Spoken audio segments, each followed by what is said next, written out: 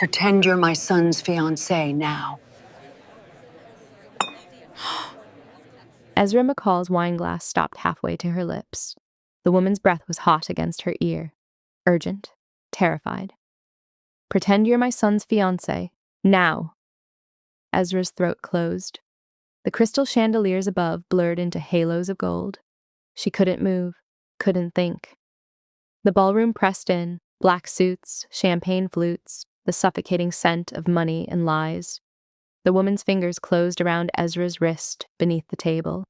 Silver hair, lace gown, eyes that had seen people die. I wouldn't ask if we had another choice. Ezra's pulse hammered against her collarbones. She opened her mouth, but no sound came. The question died before it could form, because across the room, through the shifting crowd of predators in evening wear, a man was watching. Tall, tattoos crawling up his throat like vines of violence. Logan Harper. Even his name sounded like a threat. The silver-haired woman, his mother, Ezra realized with creepings, horror squeezed harder. That man approaching us, Vance Sterling. He's come to destroy my family tonight. Ezra followed the matriarch's gaze. A figure in white was crossing the floor. Other guests parted for him the way water yields to sharks. His smile was surgical, his eyes calculating. If Vance believes Logan is unattached, the woman whispered, each word edged with desperation, he'll force a marriage alliance with his niece. It's a trap. She's his weapon. Once she's inside our family. She didn't finish. She didn't need to. Ezra's mind screamed, run, walk away, disappear into the powder room and never come back. These weren't her people. This wasn't her world. She'd only come tonight because her boss needed someone to represent their firm at this cursed gala, and Ezra was too junior to refuse. Now she was drowning. Please, the woman's voice cracked. One night, just convince him for one night. Vance Sterling was 15 feet away. 10. Ezra felt the weight of Logan Harper's stare like a physical thing. Dark, assessing, furious that his mother had chosen a stranger in a pale pink gown who couldn't even hold her wine glass steady. 5 feet. The word no lived and died on Ezra's tongue. She nodded instead. The matriarch stood, pulling Ezra up with her, one arm looped through hers with practiced grace. Ezra's legs moved on instinct. Her heart was a trapped bird. Isadora. Vance Sterling's voice was smooth, expensive. What a radiant evening. He didn't look at Isadora when he said it. He looked at Ezra. His gaze moved over her like hands. Inventory, assessment, threat. And who? He asked, still watching Ezra. Is this lovely creature you're keeping to yourself? Isadora Harper's smile was flawless. Her grip on Ezra's arm was iron. This is Ezra McCall, she said, her voice carrying just enough warmth to sound genuine. My son's fiancé. The lie hung in the air between them. Vance's expression didn't change, but something cold flickered behind his eyes. Fiancé. He let the word roll off his tongue like he was tasting poison. How? Unexpected. I wasn't aware Logan had settled down. Recent development, Isadora replied lightly. We've kept it quiet until the engagement could be properly announced. Ezra felt the floor tilt beneath her heels. Vance's smile sharpened. I see. And tell me, Ezra. Her name sounded wrong in his mouth. How long have you and Logan been together? The question was a trap. Ezra knew it. Isadora knew it. Every calculating inch of Vance Sterling's posture screamed it. She opened her mouth, not knowing what words would come out, when a hand settled on her lower back.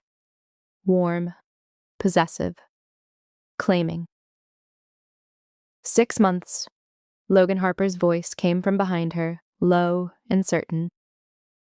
Though it feels like longer. Ezra's spine went rigid. He moved into her space, his chest against her shoulder blade, his presence suffocating. The tattoos on his neck were even more intricate up close. Serpents and thorns and symbols she couldn't read. Logan's hand slid around her waist. Darling, he murmured, his lips near her temple. You forgot to tell me you'd met Vance. His fingers pressed into her hip. A warning, a command. Play along. Ezra turned her head slightly, meeting Logan's eyes for the first time. They were dark, empty, the eyes of a man who'd buried bodies and slept soundly after. I was just about to, she heard herself say. Her voice didn't shake. She didn't know how. Vance's smile never wavered, but his jaw tightened. Congratulations are in order, then. He extended a hand toward Logan. I had hoped to discuss a potential union between our families, but it seems you've already made your choice. Logan's hand left Ezra's waist to accept the handshake. I have. The two men held each other's gaze, wolves circling, testing. When they broke apart, Vance turned his attention back to Ezra. You must tell me how you met. I'm fascinated by love stories, especially unexpected ones. The word unexpected dripped with suspicion. Ezra's mind went blank. 6 months, Logan had said 6 months. Where? How? What story would a man like him even find believable? Logan's hand returned to her waist, his thumb moving in a slow circle against the silk of her gown. The gesture looked affectionate. It felt like a leash. At a gallery opening, Logan said smoothly. Ezra was standing in front of a Caravaggio. I'd gone to buy the piece, but she was more captivating than anything on the walls. The lie was effortless, practiced. Ezra wondered how many times Logan Harper had lied to stay alive. Romantic, Vance replied. His eyes hadn't left Ezra's face. And what do you do, Ms. McCall? Another trap. I'm a consultant, Ezra said, her voice steadier now. Corporate risk assessment. It was true, technically. Boring enough to be believable. Vance's smile widened. Risk assessment, how fitting. He glanced at Logan. She must keep you on your toes. Every day, Logan agreed. The silence that followed felt like a held breath. Finally, Vance inclined his head. Well, I won't keep you from your evening. He looked at Isadora. We'll speak soon about that other matter. It wasn't a request. As Vance Sterling walked away, his white suit cutting through the crowd like a blade, Ezra felt her knees weaken. Logan's grip tightened, holding her upright. Steady, he murmured against her ear.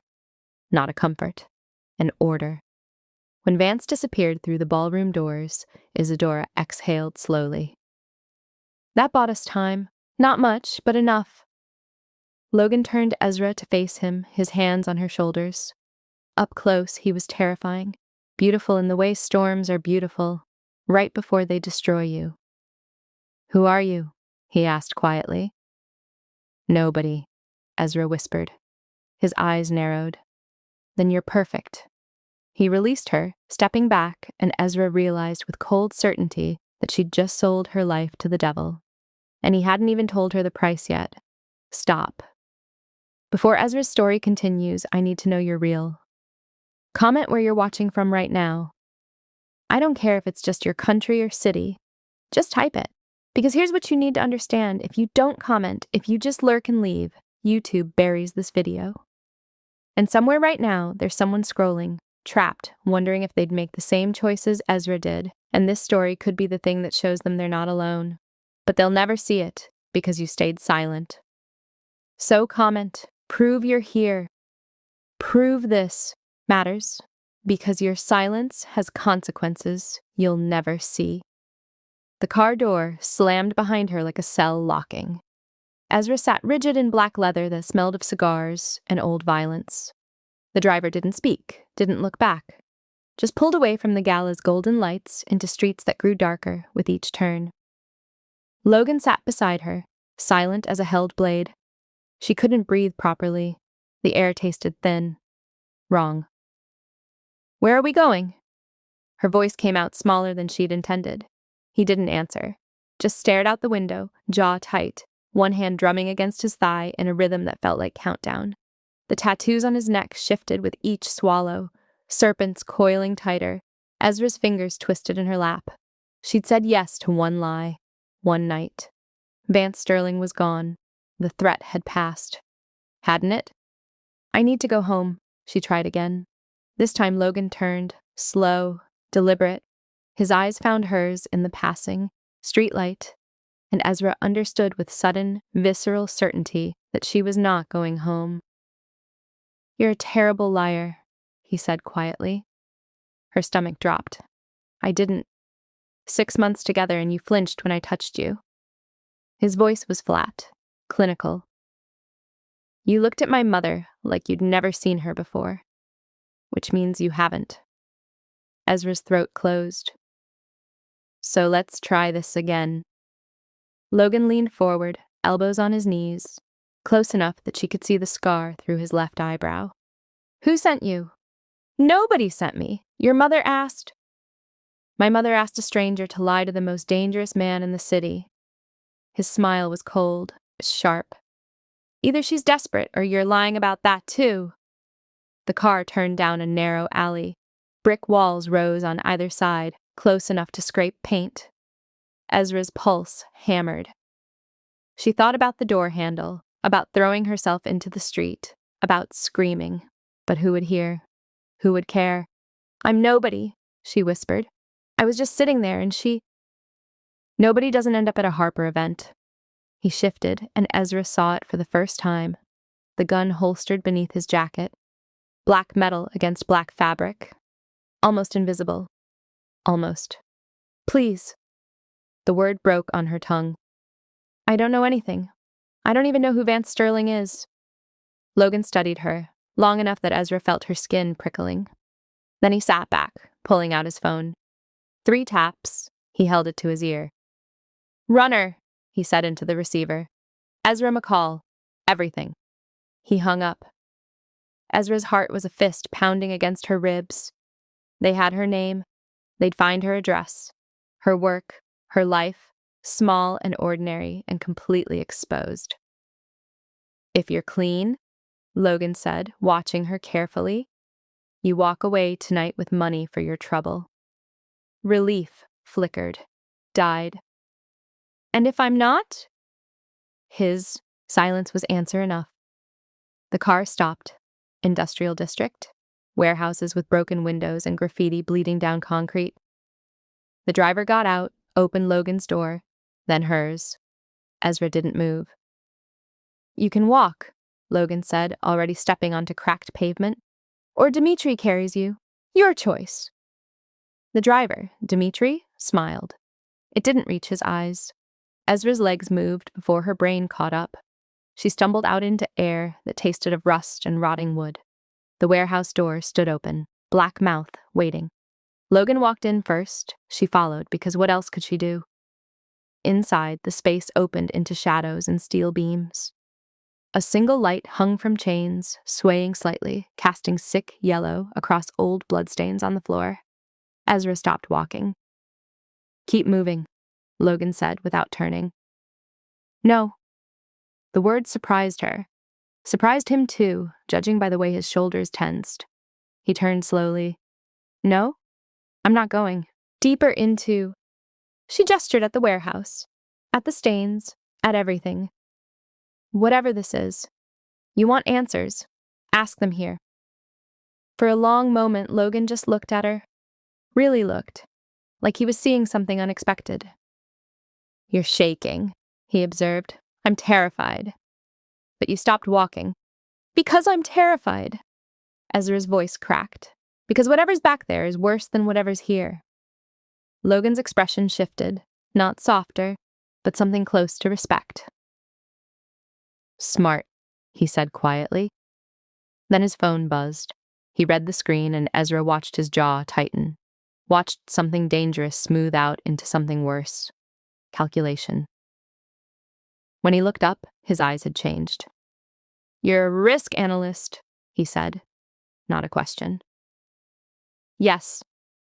For Meridian Consulting. Her blood went cold. How do you? Your firm represents Vance Sterling's holdings. Logan pocketed his phone. He'd been on his accounts for 3 months. The warehouse tilted. I work on dozens of accounts. I don't even meet the clients. Run numbers. Assess vulnerabilities. Logan moved closer, each step deliberate. Find weaknesses. It's not like that. Then tell me what it's like, Ezra. Her name in his mouth sounded like an accusation. Tell me why a woman who analyzes my enemy's business structure ended up at my family's event, sitting alone, perfectly positioned for my mother to notice. It was random. Nothing is random.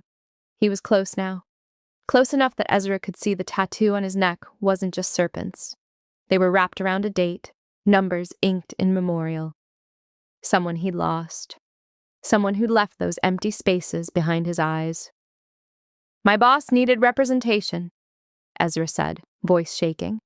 I was available, that's all, I swear. Logan studied her face, searching for the lie, finding only fear. His phone buzzed again. He checked it. She's telling the truth, he said to Dimitri.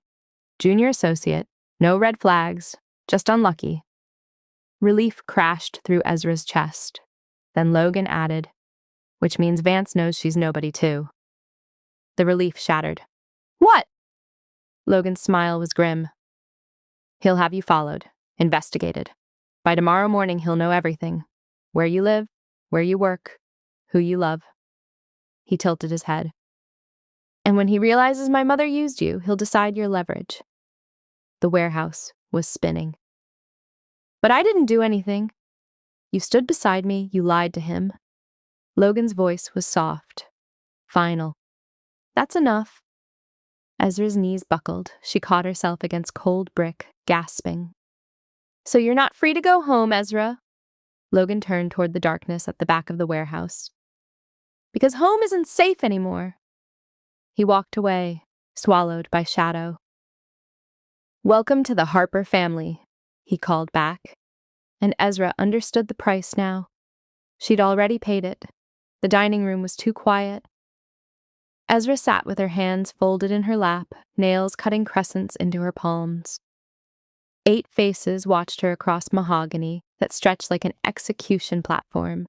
Crystal glasses, silver forks, violence dressed in fine dining. Logan sat at the head of the table, perfectly still. He hadn't looked at her once since they'd entered.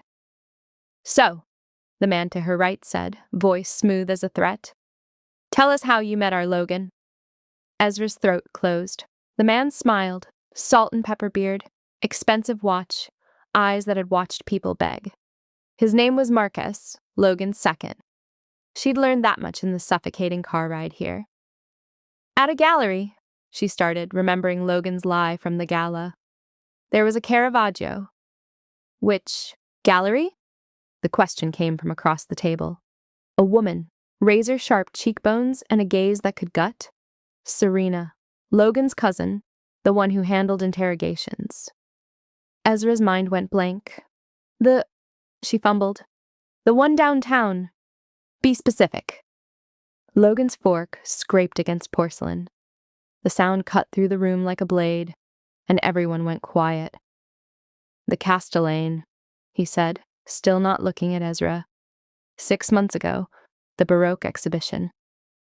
His voice was bored, irritated that they were wasting his time with questions he'd already answered. It was a perfect performance.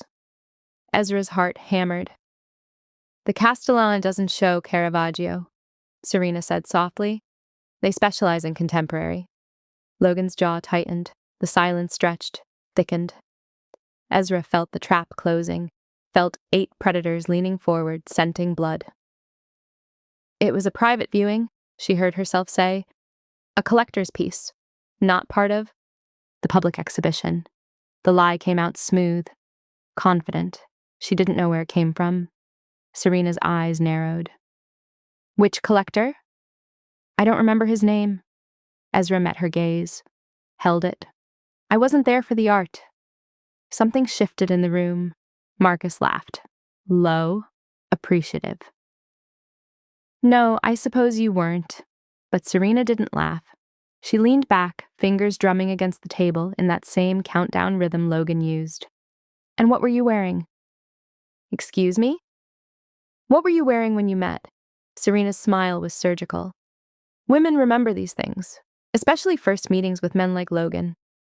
Ezra's pulse spiked. She had no answer, no script.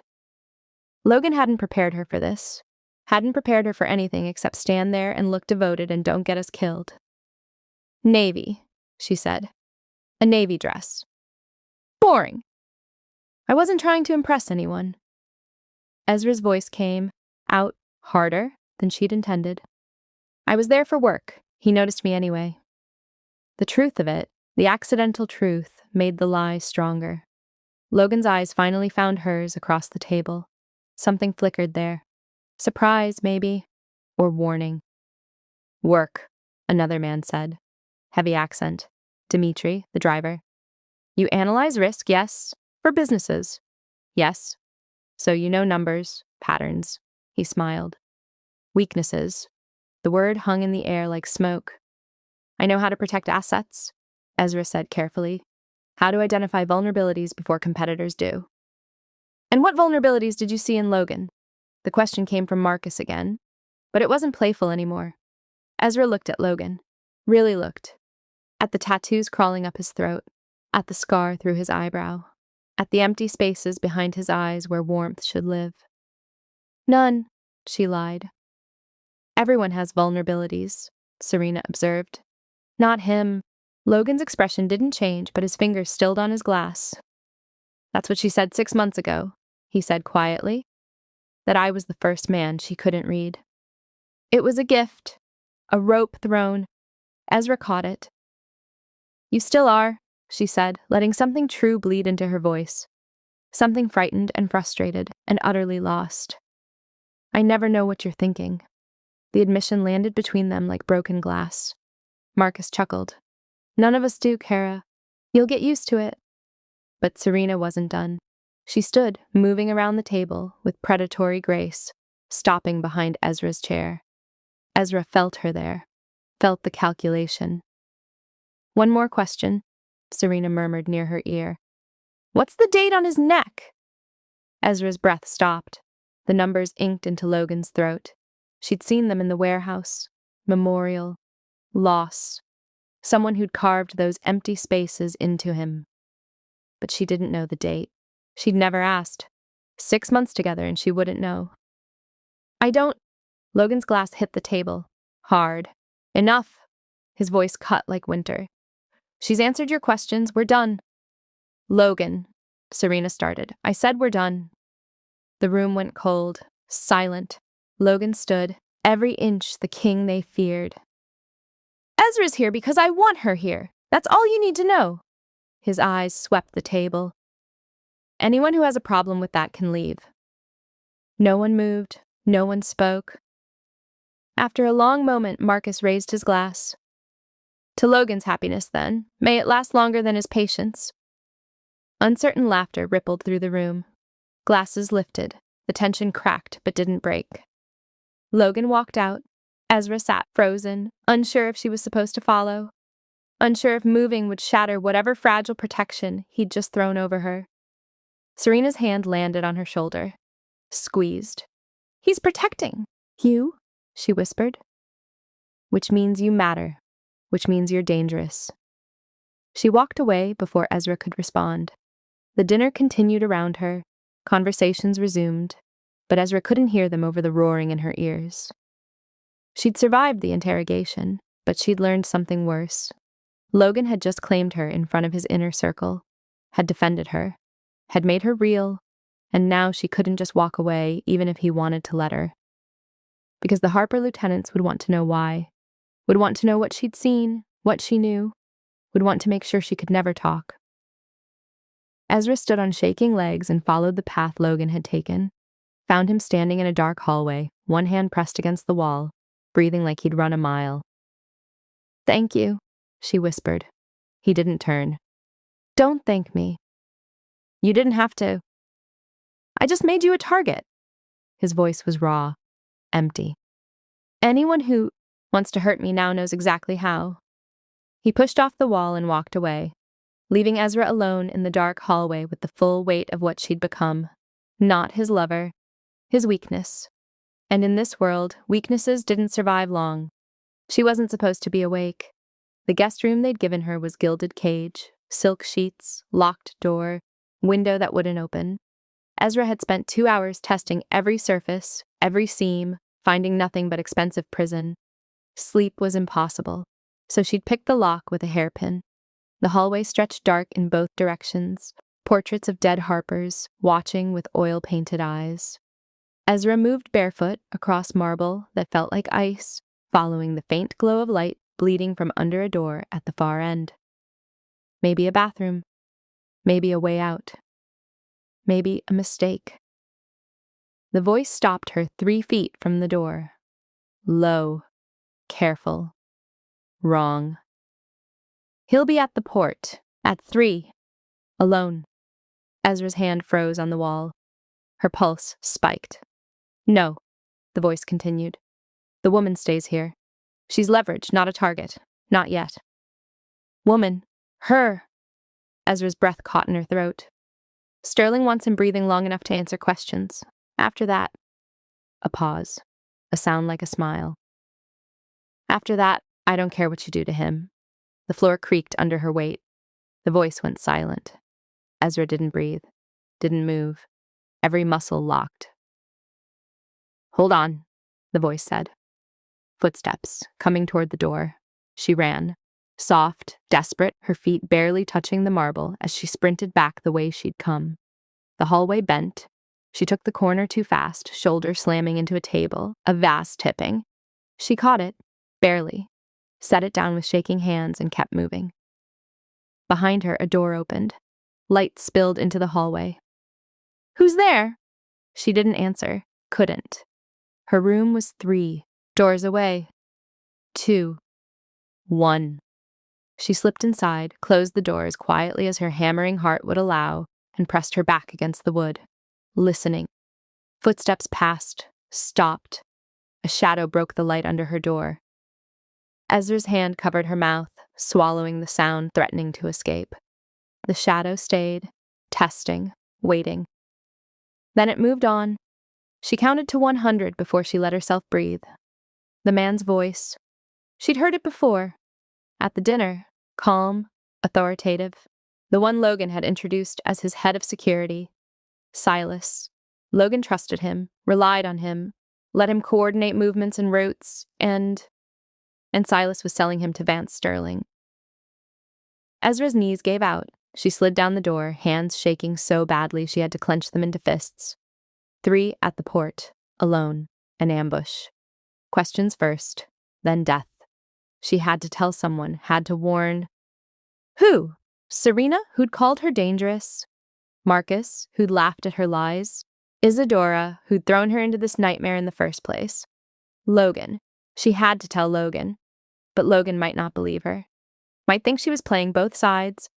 Might decide a woman who snoops through his house at night is exactly the kind of liability that gets buried in the harbor. The lock on her door clicked. Ezra's heart stopped. The door opened, slowly, deliberately. Logan stood in the frame, still in his dinner clothes, tie loosened, exhaustion carved into the lines around his eyes. You're awake, he said quietly. It wasn't a question. Ezra scrambled to her feet, pulse hammering. I couldn't sleep. So you decided to wander? His gaze moved past her to the picked lock on the nightstand. Resourceful. She couldn't read his tone, couldn't tell if it was admiration or accusation. I needed air, she tried. Air. Logan stepped inside, closing the door behind him. The room shrank. What did you hear, Ezra? Her mouth went dry. Nothing. Try again. I don't? You ran. He moved closer. I heard you. Watched you on the security feed slip back in here like your life depended on it. His eyes locked on hers.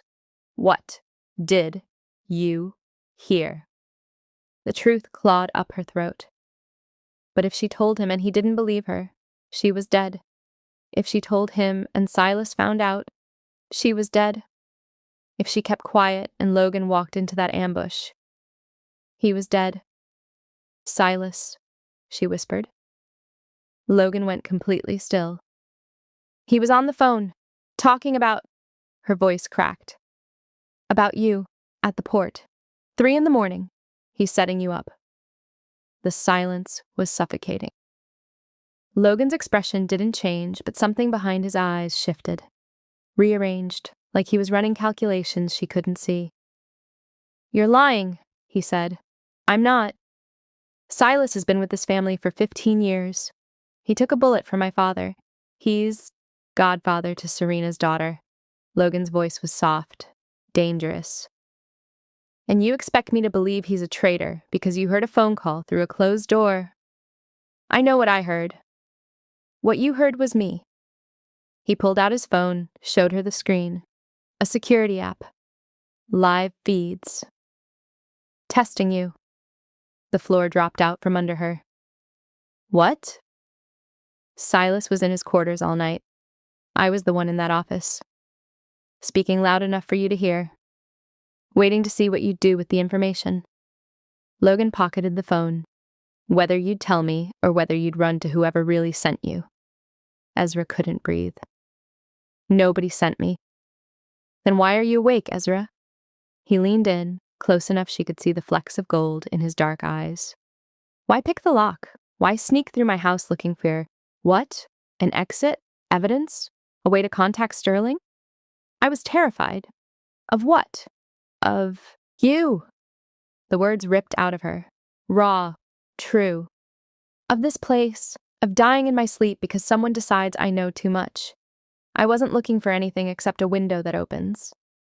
Logan studied her. Long enough that Ezra felt her skin crawling. You warned me, he said finally. Even though you thought I wouldn't believe you. Even though it put you at risk. Because the alternative was letting you die. Something in his expression cracked, not much, barely visible, but it was there. Get dressed, he said, turning toward the door.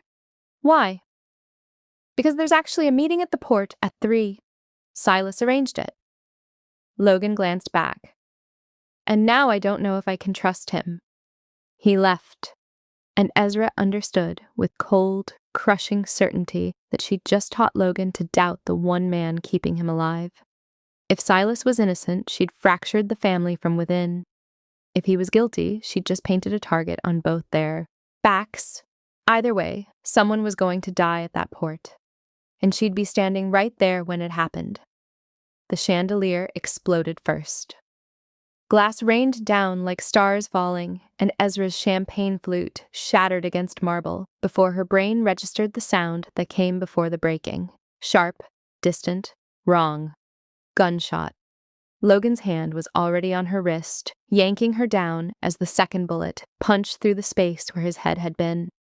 It buried itself in the portrait behind them. Some dead Harper patriarch, now with a hole through his throat. Screams erupted. The charity gala dissolved into chaos. Designer gowns trampling over tuxedos, tables overturning, crystal and blood and the sick smell of gunpowder mixing with expensive perfume. Stay down! Logan growled, his body covering hers. But Ezra's eyes had already found the source. Rooftop, across the street. Muzzle flashed like a camera bulb in the dark. There, she gasped, pointing. Logan followed her gaze. His jaw tightened. Silas, he barked into his radio. Sniper, northeast, 200 meters. Static, no response. Another shot cracked the air. This one hit closer, spider-webbing the window 6 inches from Logan's shoulder. Silas, respond, Logan tried again. Nothing. Ezra's stomach dropped. The port meeting had been 2 nights ago. Logan had confronted Silas. The head of security had sworn loyalty, shown logs, provided alibis that checked out clean. Logan had believed him, chosen to believe him. And now Silas wasn't answering. We need to move, Marcus shouted from behind a toppled bar. Blood streamed from a gash on his temple. The front is exposed. Back entrance, Logan snapped. He hauled Ezra up, keeping her body tucked against his as they ran. They made it 5 steps before the doors burst open. 4 men, black tactical gear, guns up, not sniper support. As a team, Logan shoved Ezra behind a marble column and drew his weapon in the same motion. The first shot dropped the lead man. The second missed. Then Logan's gun clicked empty. Ezra watched his expression shift. Calculation. Mathematics of death. 3 armed men, no ammunition, 20 feet of open floor between them. He couldn't win. The tactical team advanced. Ezra's mind spun. Risk analysis, patterns, vulnerabilities, the chandelier, broken glass everywhere. The electrical wiring exposed, sparking where the first bullet had shattered the fixture. And beneath it, champagne, alcohol, pooled across marble. "Logan," she breathed. "The lights." He glanced up, understood immediately. "Can't reach the breaker from here," he said. "You don't need to." Ezra grabbed the champagne bottle from the toppled table beside them. "You just need them to walk through it." She hurled the bottle. Not at the men. At the exposed wiring. Glass shattered. Alcohol splashed across live current. The spark ignited. Fire raced across the floor in a bright, vicious line, cutting between the tactical team and their targets. The men stumbled back, shouting, and in that half-second of confusion, Logan moved. He closed the distance while they were blind, disarmed the first man with a brutal strike to the wrist, used his own weapon to drop the second. The third raised his gun. Ezra slammed a chair into his knees. He went down hard. The room fell silent except for the crackle of dying flames and ragged breathing. Logan turned to her slowly, blood on his knuckles, eyes wide. "You just saved your life." Her voice shook. Again. Something passed between them. Recognition, recalculation. She wasn't helpless. She was dangerous. Marcus limped over, pressing a cloth to his bleeding head. "We need to sweep the building. Find Silas. Find out how the hell they got." "He let them in." Logan's voice was hollow. Final. "Silas let them in?" The accusation hung in the air like smoke. "You don't know that," Marcus started. "He's not responding. The security feeds went dark 30 seconds before the first shot. The doors were unlocked from the inside." Logan's hands clenched. "He's either dead, or he's the one who sold us." Ezra's chest tightened. She'd warned Logan, planted the seed of doubt, and now that doubt had grown teeth. "We find him," Logan said quietly. "We ask him, and if he can't answer—" He didn't finish, didn't need to. They swept the estate room by room, bodies in the hallways, Harper security, throats cut, silenced before they could call for help. Professional, coordinated, inside job. They found Silas in the security room, alive, tied to a chair, gagged. Eyes wide with terror above the duct tape covering his mouth. The monitors behind him showed empty feeds, looped footage, the building's entire security system compromised. Logan ripped the gag away. "It wasn't me," Silas gasped. "I swear to God, Logan, it wasn't—" "Then who?" "I don't know. I came to check the cameras and someone hit me from behind. When I woke up," his voice cracked, "I tried to warn you. I couldn't—" Logan pressed his gun to Silas's temple. "You're the only one with access to these systems." "I was set up." "By who?" "I don't know." The truth of it, the desperate, terrified truth, rang through the room. But truth didn't matter anymore. Logan's finger tightened on the trigger. "Wait." Ezra's voice cut through. "Check his hands." Everyone turned to her. "If he tied himself up," she said, forcing her voice steady, "there'd be ligature marks on his wrists from the struggle. If someone else did it—" Logan grabbed Silas's wrist, studied it. Deep bruising. Rope burns. The kind you get from fighting restraints. His gun lowered. Silas collapsed forward, sobbing. Logan stepped back, face unreadable. Then he looked at Ezra. "You just saved him too." "Or I saved you from killing an innocent man." She met his gaze. "One of those will keep you awake at night. The other won't." Something in Logan's expression broke open. Not soft, but aware. "Someone inside this family gave them access," he said. Someone close enough to know the codes, to move unnoticed, to know exactly when I'd be vulnerable. And they're still here, Marcus added grimly. The weight of it settled over the room like a shroud. Someone they trusted, someone at the dinner table, someone wearing Harper colors and loyalty like a mask. Vance didn't need to kill you tonight, Ezra heard herself say. He needed you paranoid, turning on your own people, tearing the family apart from the inside. Logan's eyes found hers. And it's working, he admitted, because now he couldn't trust anyone. Not Marcus, not Serena, not even his mother. The only person who'd proven herself tonight was the woman who'd started as a lie. We leave, Logan decided. Safe house, just us. Splitting up makes us weaker, Marcus protested. Staying together gets us killed. Logan holstered his weapon. Someone here wants me dead. Until I know who, everyone's a threat. He walked out. Ezra followed because she had no choice. But as they left the burning estate behind, she understood the cost of being right. She'd saved Logan's life twice. And now he could only trust her, which meant she couldn't leave, even if he let her. Because the moment she walked away, he'd be alone. And alone meant dead. His hands were shaking. Ezra watched Logan try 3 times to unlock the safe house door before the keypad finally beeped green. His knuckles were split. Blood soaking through his shirt sleeve from a wound he hadn't mentioned. The door opened into darkness. He didn't reach for the light, just walked inside and stood in the center of the empty loft, breathing like he'd run miles, like he couldn't get enough air. You're bleeding, Ezra said quietly. I know. Let me. Don't. The word came out sharp, broken. Just don't. She closed the door, locked it. 3 deadbolts and a chain that felt like wishful thinking against the kind of people hunting them.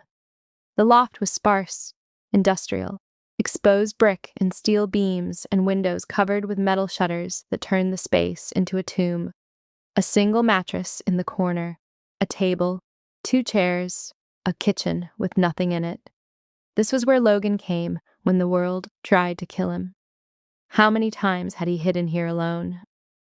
Sit down, she tried again.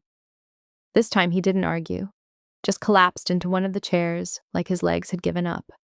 His head dropped forward, elbows on his knees, and, for the first time since she'd met him, Logan Harper looked small. Ezra found the first aid kit under the sink, brought it to the table, pulled up the other chair. I need to see the arm, she said. He peeled off his jacket, his shirt. The tattoos continued down his shoulder, his chest, serpents and thorns and names written in memorial. Too many names. The bullet had grazed his bicep, deep enough to need stitches, not deep enough to kill, this time. You should have told me, Ezra whispered, threading the needle. I should have done a lot of things. His voice was hollow. Like believe you about Silas from the start, like not bring you into my house, like let you walk away when I still could. The needle pierced skin. He didn't flinch. Why didn't you? She asked. Let me walk away. Logan was quiet for so long she thought he wouldn't answer. Then he said, because you looked at me like I was human.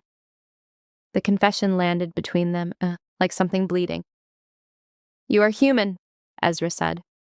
No, he met her eyes. I'm the thing humans become when they survive too long in hell. She tied off the stitch, started another. Who's the date for? The question slipped out before she could stop it. On your neck, the numbers. His jaw tightened. My sister. Past tense. Ezra's hands stilled. I'm sorry. Don't be. You didn't kill her. But his voice cracked on the words. I did. The needle hung in the air between them. I was 19, Logan continued, staring at nothing.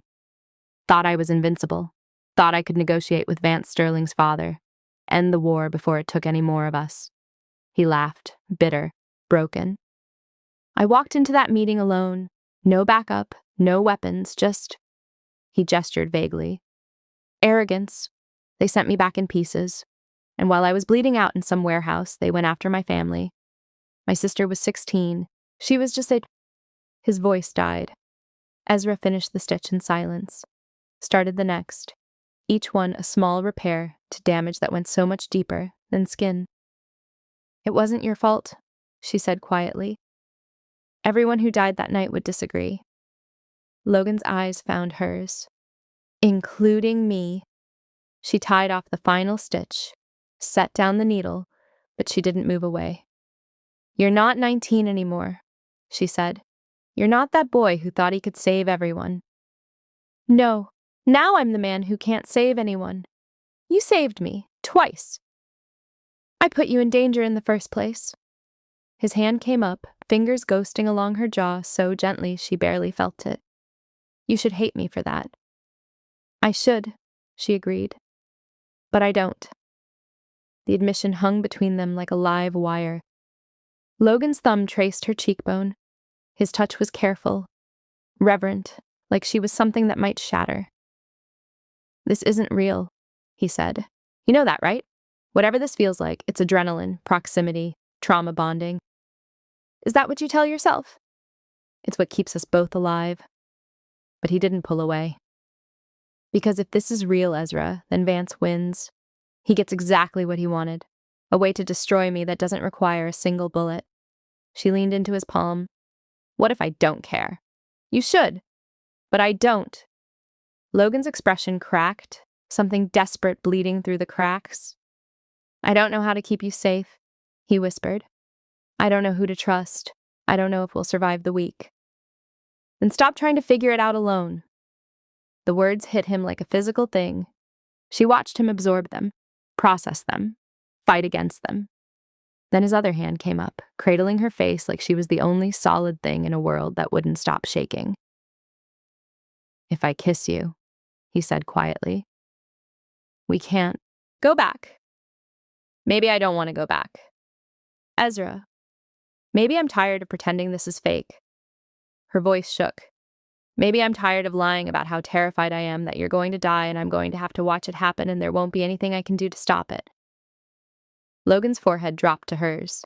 His breath was ragged. This is a mistake, he said. Probably. You could still leave. I could get you somewhere safe. New identity, new life. Away from all of this. And you? I stay. I fight. I probably die. Ezra's hands came up to cover his. Then I stay too. That's not... She kissed him. Soft, desperate, real. He froze for half a heartbeat. Then he kissed her back like he was drowning and she was air. His hands tangled in her hair. Her fingers found the bare skin of his chest, tracing the edges of names and thorns and all the ghosts he carried. When they finally broke apart, Logan's eyes were wet. I'm gonna get you killed, he whispered. Not if I get them first. He almost smiled. Almost. Then his phone buzzed. The sound cut through the moment like a blade. Logan pulled back, checking the screen, and Ezra watched his expression shift from broken to cold in the space of a breath. What? She asked. He turned the phone toward her. A photo. Harper Estate. Dawn light. A body hanging from the gates. Marcus. The message below read, "One for every day you hide." Logan's hands were shaking again, but this time it wasn't fear. It was rage. They killed Marcus to draw me out, he said flatly.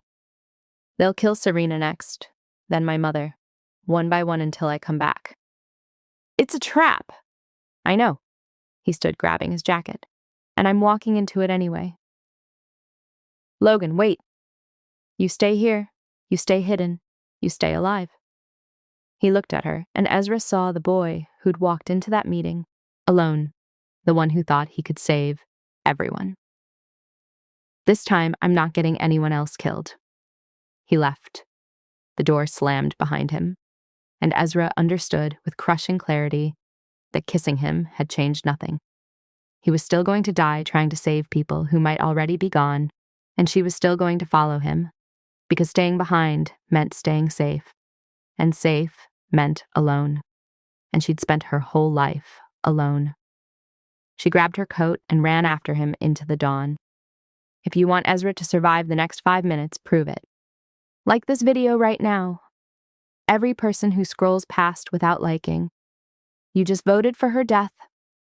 We're counting. The algorithm is watching. No pressure. The gunshot echoed across the water before Ezra saw the muzzle flash. She dropped behind a shipping container, heart slamming against her ribs. 20 yards ahead, Logan was pinned behind a forklift, returning fire at shadows she couldn't see. She shouldn't be here. He'd told her to stay, to hide, to let him die alone if it came to that. But she'd followed his car, stayed 3 blocks back, watched him pull into the shipyard just as the sun bled orange across the harbor. Watched Silas step out of the darkness with a gun. "I'm sorry, Logan," Silas had said. "They have my daughter." Then he'd fired. Now Logan was trapped, outgunned, bleeding from a wound on his shoulder that looked too close to his throat. Ezra's hands shook as she pulled out her phone. No signal. The shipyard was a dead zone. Metal containers stacked 3 stories high, blocking everything. Deliberate. Vance Sterling didn't leave things to chance. Another burst of gunfire. Logan's position was deteriorating. He was being pushed toward the edge of the dock, toward open water and nowhere left to run. Ezra forced herself to think. Risk assessment, patterns, vulnerabilities. Silas wasn't alone. She'd counted at least 4 others moving through the containers. Professional, coordinated, communicating through earpieces. She'd seen one of them touching his ear, nodding at instructions she couldn't hear. Communication. That was the weakness. She couldn't fight them, couldn't shoot them, but she could make them blind. Ezra moved low, keeping the containers between her and the shooters. Her eyes scanned the facility. Loading cranes, fuel drums. A small operations building near the gate with a radio tower on top. Communications hub. She ran, footsteps behind her. Someone shouting. She didn't look back. The operations building was locked. She kicked the door. Once, twice. The wood splintered, but held. "Come on!" she hissed, slamming her shoulder into it. The door gave. Inside was chaos. Papers, monitors showing security feeds, a radio system with lights blinking red and green. She didn't know what half of it did, so she destroyed all of it. Ripped cables from the wall, smashed the console with a fire extinguisher. The radios shrieked feedback, then died. On the monitors, she watched the tactical team react, touching their ears, confusion rippling through their formation. Logan saw the opening. He moved like violence, fast, efficient, brutal, took down the closest man with 2 shots, used his body as cover to advance on the second. Ezra's chest heaved. It was working. Then hands grabbed her from behind. She screamed. The man spun her around, tall, scarred, eyes cold as winter. "Stupid girl," he said. He raised his gun. Ezra grabbed the fire extinguisher and swung. It connected with his temple. He staggered. She swung again. Again. He dropped. She stood over him, shaking so hard she thought her bones might crack. The extinguisher slipped from her fingers, hitting the floor with a sound like thunder. Outside, the gunfire had stopped. Ezra stumbled to the door, looked out. Logan stood in the center of the dock, weapon trained on Silas, who knelt with his hands behind his head. Blood everywhere, bodies scattered like broken dolls. "Where is she?" Logan's voice carried across the water. "Where's your daughter?" "They have her," Silas choked out. "They said they'd kill her if I didn't." "Where?" "I don't know, I swear, Logan, I don't—" Logan pressed the gun to Silas's forehead. "You killed Marcus. You sold out my family. Give me one reason I shouldn't end you right here." "Because he's telling the truth." The voice came from behind Ezra. She spun. Vance Sterling stood in the doorway of the operations building, immaculate in his white suit, despite the carnage. 2 more men flanked him, and between them, a girl, 16, terrified, Silas's daughter. "Lower your weapon, Logan," Vance said pleasantly, "or I lower mine into this child's skull." Logan's gun didn't move, but Ezra saw his hand tighten, saw the calculation running behind his eyes. He couldn't win this, not without the girl dying first. "Let her go," Logan said. "This is between us." No, this is about teaching you a lesson. Vance smiled. You can't protect everyone. You can't save them all. Every choice you make costs someone their life. He gestured to Silas. He chose his daughter over your family. Then to Logan. You chose revenge over strategy. Then to Ezra, and his smile widened. And she chose you over survival. Ezra's blood went cold. You, Vance continued, eyes locked on her. Could have walked away 10 times. Could have disappeared. Started over, but you kept choosing him. He tilted his head. Why? She couldn't answer. Didn't know how. Love, Vance said, answering for her. Or something close enough to kill for. How delightfully predictable. He turned back to Logan. So here's your choice. Drop your weapon and surrender, or I kill. The girl and Ezra both. You get to save one. Maybe. Logan's expression was stone. Don't, Ezra said. Logan, don't. 3 seconds, Vance interrupted. 2. Logan dropped his gun. The sound of it hitting concrete echoed across the shipyard like a death knell. Smart boy, Vance said. He nodded to his men. Take him. They moved forward. Logan didn't resist. Just let them pull his arms behind his back, zip-tie his wrists. His eyes never left Ezra's face. Let them go, he said quietly. Please, let them go. Vance considered. The girl, yes, she served her purpose. He waved dismissively, and one of the men shoved Silas's daughter toward her father. But her, he pointed at Ezra, she stays. Insurance. Until you give me what I want. I'll give you anything. Everything, Vance corrected. Territory, accounts, the Harper name. His smile was surgical.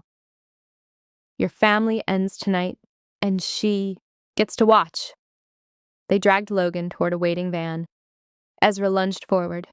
Hands grabbed her, held her back. Logan! He didn't look back. Couldn't, because looking back meant seeing what his choices had cost. Meant seeing her standing there with a gun to her head, paying the price for following him into hell. The van doors slammed shut. Vance turned to Ezra. You should have stayed hidden, Ms. McCall. Should have let him die alone. He leaned close. Now you get to die together. Just slower.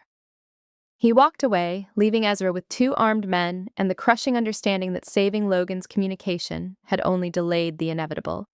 She'd made herself visible, made herself valuable, made herself the perfect hostage. And now Logan would trade everything to save her. Which meant Vance Sterling had already won. The rope burned her wrists raw. Ezra sat in the metal chair, hands bound behind her, back, watching Silas pace the warehouse like a caged animal. His face was destroyed, guilt and terror warring for dominance. Blood still wet on his collar from where Logan had struck him. Outside, Logan was somewhere in Vance Sterling's custody, being questioned, tortured, destroyed, piece by piece. Because Ezra had followed him. Because she couldn't stay hidden. I'm sorry, Silas said for the 100th time. His voice was shredded. I didn't have a choice. They had my daughter. They were going to kill her, Ezra finished. Like they're going to kill Logan. Like they're going to kill all of us. Silas flinched. How long? She asked. What? How long have you been feeding them information? His silence was answer enough. Months, she guessed. The warehouse attack, the charity gala, the port meeting I overheard. Her voice sharpened. That wasn't Logan testing me. That was you. You were actually coordinating with Vance. Silas's hands clenched. They threatened her every day, sent me photos of her at school, at her friend's house, told me exactly how they'd hurt her if I didn't. So you let them hurt Logan instead. He can survive this, Silas snapped. He's survived worse. My daughter's 16 years old. She's innocent. And Logan isn't. Ezra's voice cracked. He didn't choose this life. It chose him, just like it chose your daughter the moment you took this job. The moment you swore loyalty to the Harper family. Don't lecture me about loyalty. Then don't pretend this was about love. The words came out vicious, raw. This was about you, about not wanting to lose someone, about choosing one life over dozens because the math was easier when it was your blood on the line. Silas moved toward her, fast, angry. You have no idea what it's like. To watch someone you love die? Ezra met his eyes. You're right, I don't, because I'm going to die first. And Logan's going to watch, and he's going to blame himself for not leaving me behind when he had the chance. The fight went out of Silas. He slumped against the wall, head in his hands. What was I supposed to do? He whispered. The hard thing. Ezra's voice softened. The thing that keeps you awake at night. The thing that costs you everything, but saves everyone else. Easy to say when it's not your daughter. It's not easy, that's the point. The warehouse door opened. Both their heads snapped toward it. Vance Sterling entered alone, hands in his pockets, every inch the man who'd already won. Behind him the sun was rising, orange light bleeding through industrial gray. How many hours had passed? How much of Logan was left? Silas, Vance said pleasantly, your daughter is safely home. Our arrangement is complete. Relief flooded Silas's face, then horror, as the implication landed. What about Logan Harper signed over everything an hour ago? Territory, assets, his mother's cooperation. Vance smiled. The Harper empire is mine, which means you're unemployed. Silas stood slowly. What happens now? Now? Vance's smile widened. You disappear, take your daughter, start over somewhere far from here, and pray I never need to use you again. And them? Silas looked at Ezra. Logan, her, what happens to them? Vance tilted his head, considering. That depends entirely on whether they're useful alive. The math was simple, brutal. Logan had given up everything. His family was broken, his power dissolved. He had no leverage, no value, which meant he was disposable. Let him go, Ezra said. Her voice was steady, despite the terror clawing up her throat. You have what you wanted. You won. Let him go. Why would I do that? Vance asked, genuinely curious. Because killing him makes him a martyr. Letting him live makes him a warning. She held his gaze. Everyone will see that Logan Harper surrendered, that he broke, that the most feared man in the city chose survival over pride. That's more valuable than his corpse. Vance studied her, long enough that Ezra felt her skin crawling. Clever girl, he said softly. Logan was right to keep you. He pulled out his phone, made a call. Bring him, was all he said. The wait was endless. Then the door opened again and they dragged Logan in. Ezra's breath caught. He was barely conscious. Face swollen, blood everywhere, moving like every bone had been broken and poorly reset. But alive, they dropped him at Vance's feet. Logan looked up, found Ezra across the warehouse. Something in his expression cracked when he saw she was unharmed. I'm letting you both live, Vance announced. Consider it a wedding gift. Logan's eyes narrowed. What? You signed over your empire. But Ms. McCall here made an excellent point. You're more useful alive than dead. So here's the deal. Vance smiled. You marry her, publicly, permanently. Become the cautionary tale I need you to be. The man who chose love over power. The king who abdicated for a woman. He leaned down her close to Logan's ear. And if you ever rebuild, if you ever come for me, I'll kill her first, slowly, while you watch. Logan's hands clenched. Do we have an understanding? Vance asked. Yes, Logan whispered. Vance straightened, looked at Silas. Get them out of here. Take them somewhere far away. If I see any of you again. He didn't finish, didn't need to. Silas helped Logan to his feet. Ezra's ropes were cut. They stumbled toward the door together, 3 broken people who'd each chosen wrong and somehow survived it. Outside, the morning was too bright, too clean. Silas loaded them into his car without a word, started driving east, away from the city, away from everything. Ezra sat in the back seat with Logan's head in her lap, her fingers running through his blood-matted hair.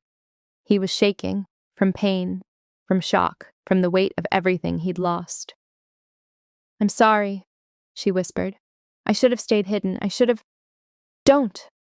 His voice was broken glass. "Don't apologize for saving my life."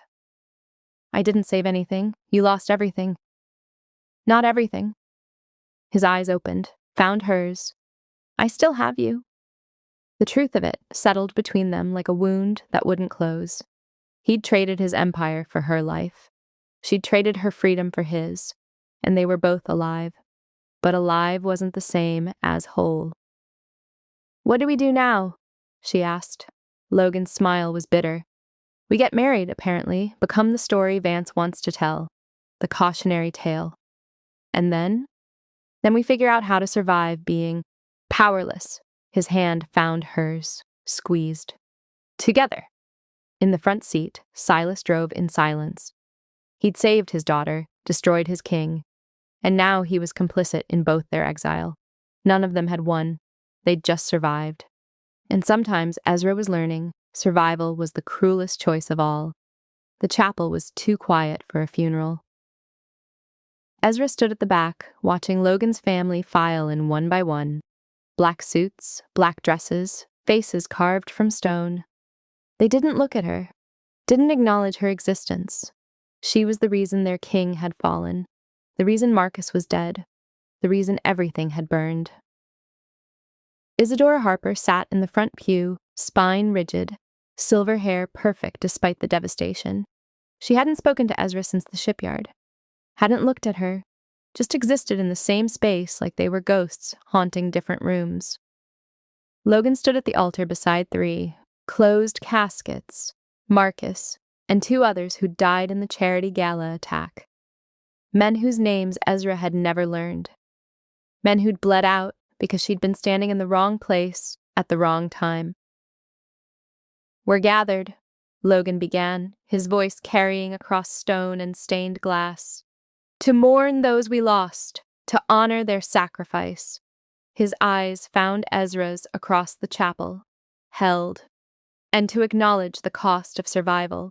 Serena sat 3 rows back, her face a mask of controlled fury. She'd lost Marcus, her mentor, her friend, maybe more, and Logan had traded the family's future for a woman Serena still didn't trust. The math didn't balance. It never would. Logan continued the eulogy, spoke about loyalty, about Marcus's 15 years of service, about the others who'd died believing in something larger than themselves. Each word felt like an accusation. When he finished, the family stood, filed past the caskets, touched the wood, whispered prayers or curses or nothing at all. Ezra stayed frozen at the back. She didn't belong here, shouldn't be breathing the same air as people mourning their dead. The chapel emptied, one by one, until only 3 remained: Logan, Isadora, Ezra. "Come here," Isadora said without turning. It wasn't a request.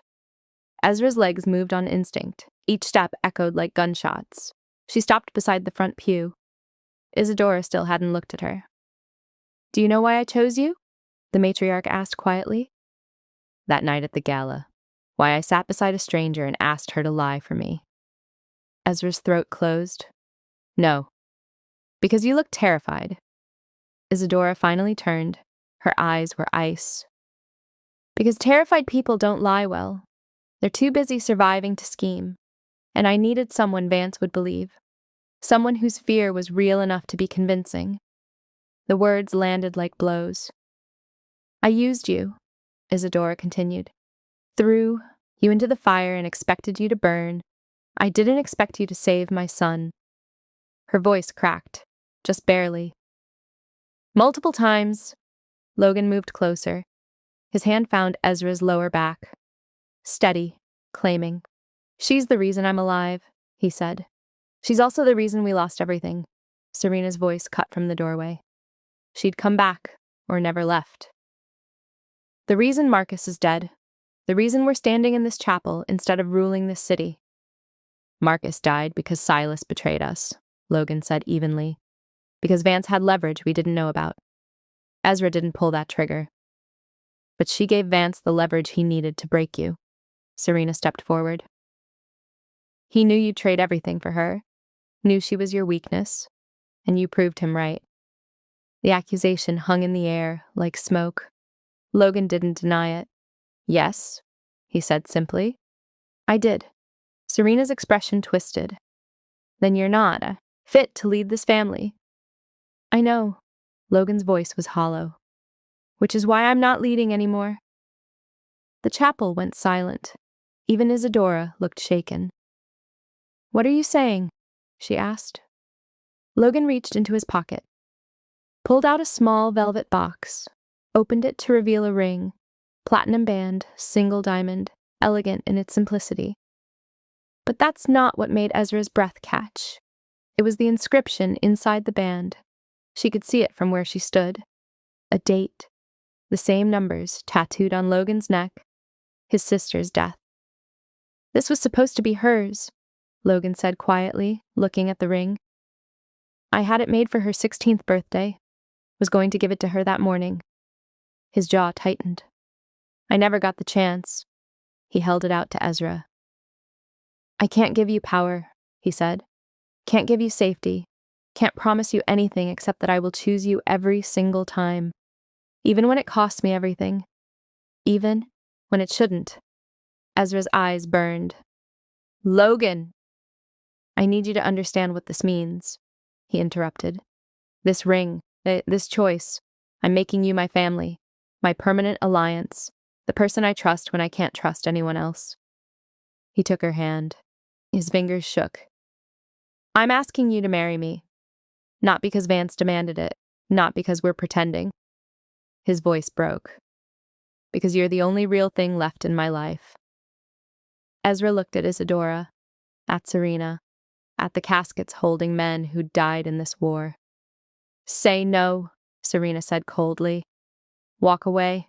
Let him rebuild without you as his weakness. She's not his weakness, Isadora said suddenly. Both women turned. She's the only reason he's still standing, the only person who's proven she'll bleed for this family without asking what she gets in return. She stood, moved to face Ezra directly. My son is offering you a crown of thorns, Isadora said. A life of looking over your shoulder, of being the reason people die, of never knowing if today is the day someone decides you're worth more dead than alive. I know, Ezra whispered. Then why would you say yes? Because leaving means he faces it alone. The truth ripped out of her. And I can't do that to him. Isadora's expression softened, just barely. Then you're braver than I thought. Or more foolish. She touched Ezra's cheek. Maybe both. She stepped back. Logan was still holding the ring, still waiting. Yes, Ezra said. The word came out broken. Real. Logan slid the ring onto her finger. It fit perfectly. Like it had been meant for her all along. Like his sister's death had led to this moment. Like grief could transform into something that looked almost like hope. He kissed her, soft, desperate. A vow made in front of witnesses who weren't sure they should believe in it. When they broke apart, Serena was gone. Isadora remained, watching them with an expression Ezra couldn't read. Vance will come for you, the matriarch said. Both of you. The moment he thinks you're rebuilding. The moment you look strong enough to threaten him. Let him come, Logan said. You have no army, no territory, no power. I have her. Logan's arm tightened around Ezra's waist. That's enough. Isadora's smile was sad. I hope you're right. She left them alone in the chapel with the dead and the dying light. Ezra looked down at the ring on her finger, at the date inscribed inside, at the weight of a ghost she'd never met but would carry forever. I'm scared, she admitted. Good, Logan said. That means you understand what we're facing. What if I'm not strong enough? You killed a man with a fire extinguisher. sabotaged a communications hub with no training, talked Vance Sterling into letting me live. Turned her to face him. You're stronger than you think, stronger than I deserve. That's not true. It is. His forehead pressed to hers. And someday, when this is over, I'll spend the rest of my life making sure you know it. They stood there in the dying light, two people who'd chosen each other when every rational voice screamed to run. Outside, the city waited. Vance Sterling waited. The war they couldn't win waited. But for now, in this chapel, with its dead and its ghosts, they had each other. And Ezra understood with brutal clarity that love in this world wasn't about happiness. It was about choosing who you'd die beside. And she'd just chosen. The package arrived at dawn. No return address. No warning. Just a wooden crate on the Harper estate's front steps. Dark liquid seeping through the slats. Ezra watched from the bedroom window as Logan opened it. Watched his body go rigid. Watched him turn away and vomit into the roses. She was running before her mind registered the decision.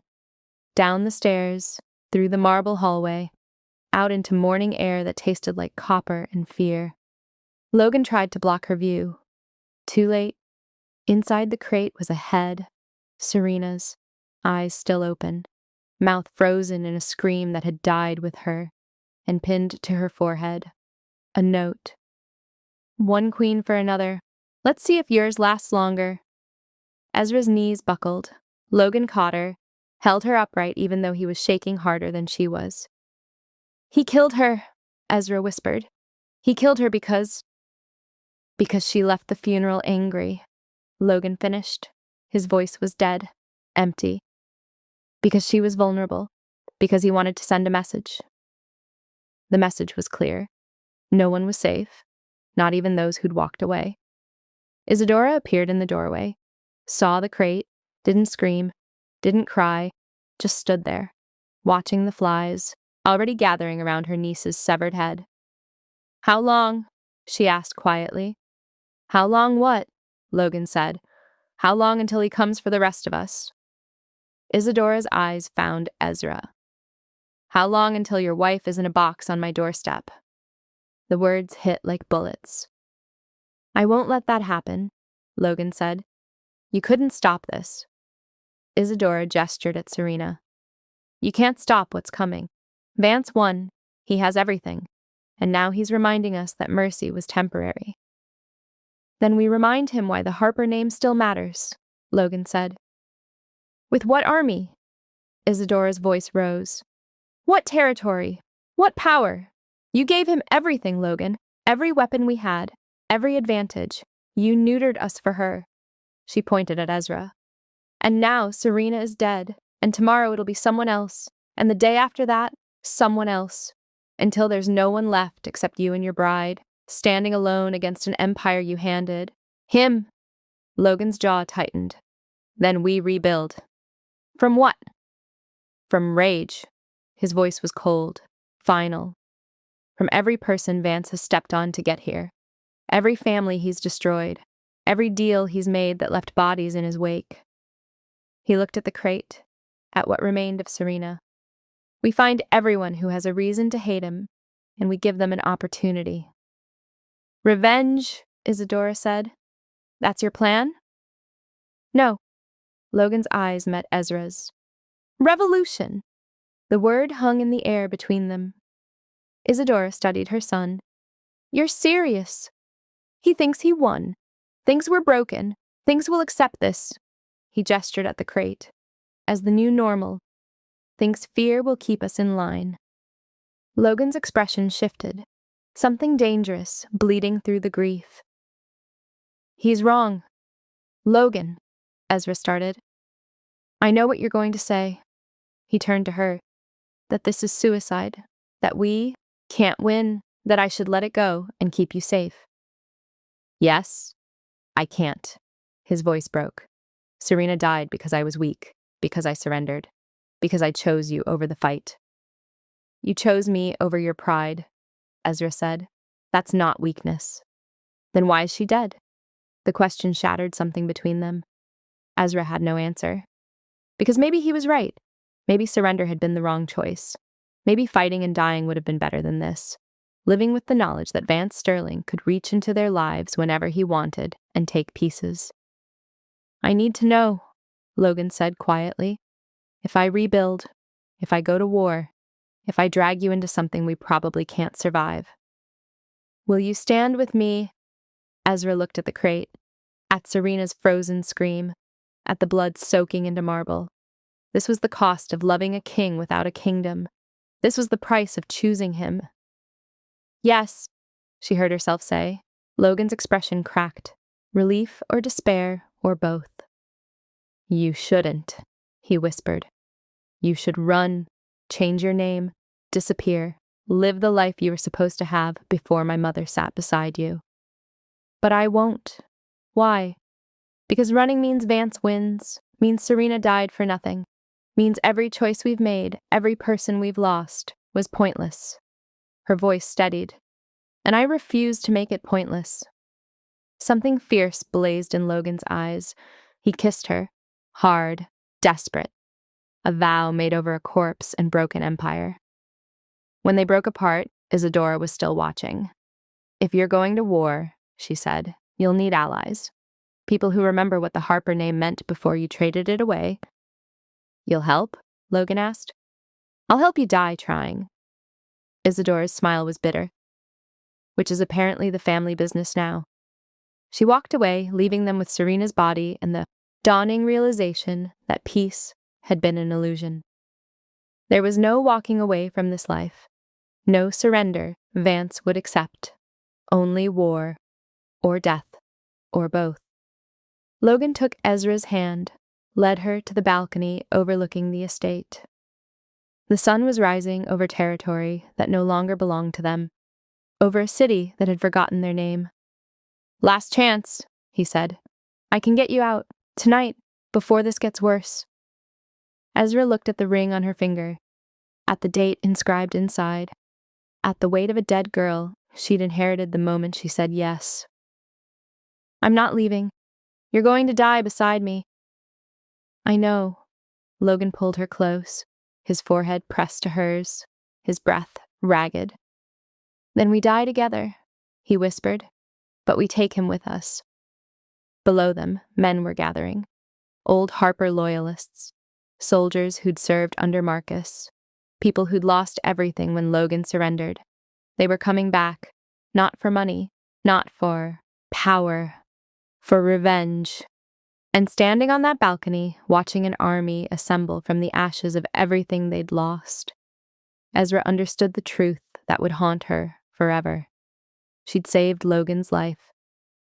But saving him hadn't stopped the dying. It had only changed who stood at the end. And now they'd both live long enough to see who else they'd lose before Vance Sterling finally came to collect.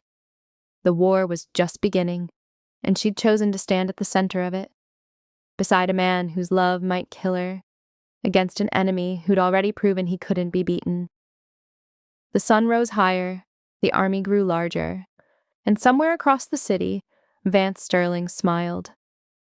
Because this was exactly what he'd wanted. Them broken, desperate, willing to fight, so he could destroy them completely. The bullet missed Vance Sterling's head by 2 inches. Ezra lowered the gun, hands steady, and watched him dive behind. His desk. 3 months of planning. 3 months of playing the broken queen while rebuilding an empire in the shadows. 3 months of letting him think he'd won. You were supposed to be scared, Vance said from behind the mahogany. His voice had lost its smoothness. Supposed to stay hidden. I was scared, Ezra replied. That's why I learned. Logan appeared in the doorway behind her, Silas at his side. Not as captor, as ally. The man had spent 3 months earning back trust, one mission at a time, one piece of intelligence at a time, starting with Vance's daughter's location. It's over, Logan said quietly. Your accounts are frozen, your lieutenants are in custody, your allies have new leadership. He held up a phone showing a photo. And your daughter is safe, untouched, in protective custody. Vance stood slowly. His white suit was wrinkled. His hands shook. You wouldn't hurt a child? Ezra finished. No, because we're not you. She lowered the gun completely. But we'll make sure she never knows what you did to other people's children. We'll make sure she has a chance to be better than you were. Vance's face crumpled. I gave you mercy, he whispered. Let you live. You gave us time, Logan corrected. Time to learn that power isn't about territory. It's about knowing what people fear most. He stepped closer. You feared being forgotten, being irrelevant, so we made you both. Behind them, Isadora entered. Elegant, alive. The matriarch who'd spent 3 months turning Vance's allies against him, one whispered conversation at a time. The city has a new council, she announced. Shared power, no more kings, no more empires. She looked at Logan. Your son voted for it. Logan nodded. Because Ezra taught me something. Surviving isn't the same as living, and living means building something that doesn't require everyone else to kneel.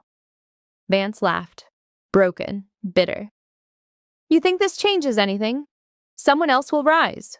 Someone worse. Maybe, Ezra said, but it won't be you. Police sirens wailed outside, federal agents flooding the building, warrants signed, evidence provided.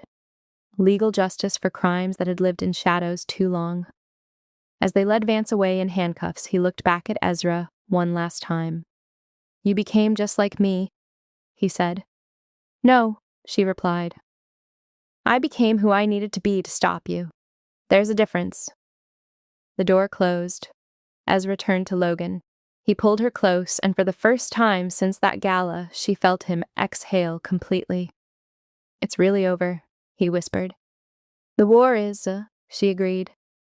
Now we figure out peace. They walked out together into morning light. The ring on her finger caught the sun, his sister's date still inscribed inside. A reminder that survival costs something. But so does surrender. And they'd chosen neither. They'd chosen each other. Chose to fight smart instead of hard. Chose to build instead of burn. Standing on those steps, Logan's hand in hers, Ezra understood the final lesson. Power doesn't come from being feared. It comes from deciding what you're willing to become and what you refuse to be. They'd won, not because they were stronger, but because they'd learned when to be weak, when to retreat, when to trust, and when to strike. Vance Sterling had taught them how to survive, but Ezra had taught Logan how to live, and that made all the difference. That's how you win against monsters. You refuse to become one.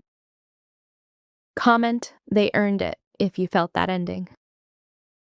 Subscribe, because Chapter 11 reveals what happened to Serena. Yes, that Serena. Some deaths aren't what they seem. Share this if you know someone who needs to hear that. Surviving and living aren't the same thing. The story's not over. It's just beginning.